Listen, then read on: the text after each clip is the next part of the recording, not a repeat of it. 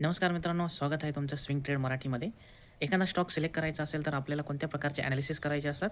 तर त्याच्यापैकी पहिला ॲनालिसिस आपल्याला करायचा असतो बिझनेस ॲनालिसिस. त्यालाच आपण म्हणतो फंडामेंटल ॲनालिसिस. तर बिझनेस ॲनालिसिसमध्ये कोणत्या टाईपचा बिझनेस आहे, त्याच्यानंतर त्या कंपनीचं पास्ट रेकॉर्ड काय आहे, त्याच्यानंतर त्या कंपनीचं त्या बिझनेसचं फ्युचर प्रॉस्पेक्ट काय आहे. बिझनेसने आत्तापर्यंत कोणत्या प्रकारे बिझनेस केला आहे, कोणत्या सेगमेंट्समध्ये बिझनेस केला आहे, फ्युचरमध्ये ते कोणत्या सेगमेंट्समध्ये इन्व्हेस्ट करणार आहेत, एक्सपांड करणार आहेत, हे असतं बिझनेस ॲनालिसिस. त्याच्यानंतर आपण त्याचं करतो फायनान्शियल ॲनालिसिस. त्याच्यामध्ये आपण कंपनीचं बॅलन्स शीट चेक करतो. त्याच्यामध्ये कंपनीचे क्वार्टरलीचे रिझल्ट्स असतात, ते आपण ट्रॅक करतो. त्याच्यामध्ये त्यांचे revenue, net profit, dividend yield असतील, हे आपण चेक करतो. हे आपण ट्रॅक करतो. तर हे झालं फंडामेंटल ॲनालिसिस. त्याच्यानंतरचं ॲनालिसिस असतं टेक्निकल ॲनालिसिस.